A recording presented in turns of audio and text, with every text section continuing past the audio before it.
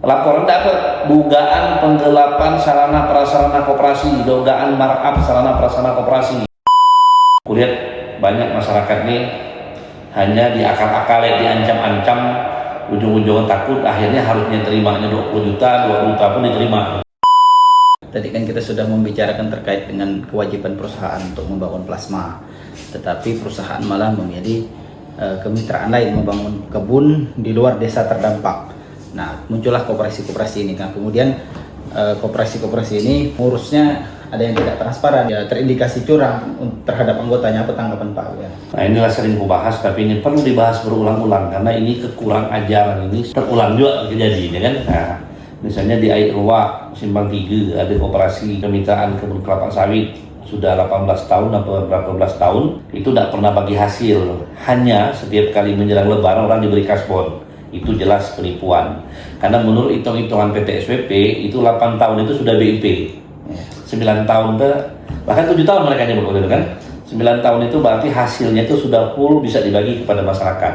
Nah, itu yang pertama. Yang kedua, yang kami temukan di lapangan, pengurus koperasinya ini main kong kali kong dia dengan pengawas dari pihak pemilik kebun inti atau pihak donatur. Pupuk yang harusnya dipakai untuk memupuk sawit kemitraan atau sawit koperasi digunakan untuk memakai pupuk sawit pribadi. Ada yang diperjualbelikan. Ini temuan di lapangan. Cuman karena anggota ada yang lapor, ya sudah. Runduk pun sama, pemakai alat berat pun sama.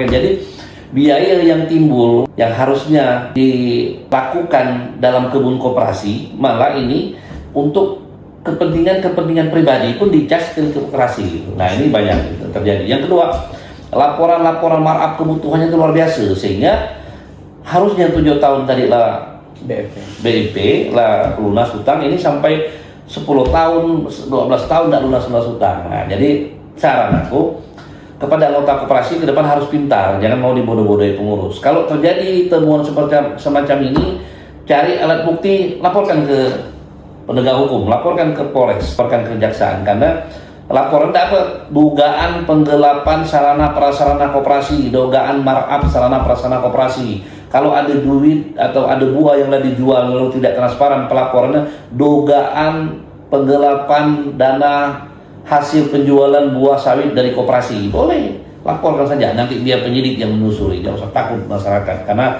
kulihat banyak masyarakat nih hanya diakal-akal, diancam-ancam, ujung-ujungnya takut, akhirnya harusnya terimanya 20 juta, 2 juta pun diterima gitu. Ada pula koperasi yang tidak pakai hati, pengurus koperasinya upahnya 25% dari keuntungan, anggotanya hanya dapat 2-3 juta surang gitu.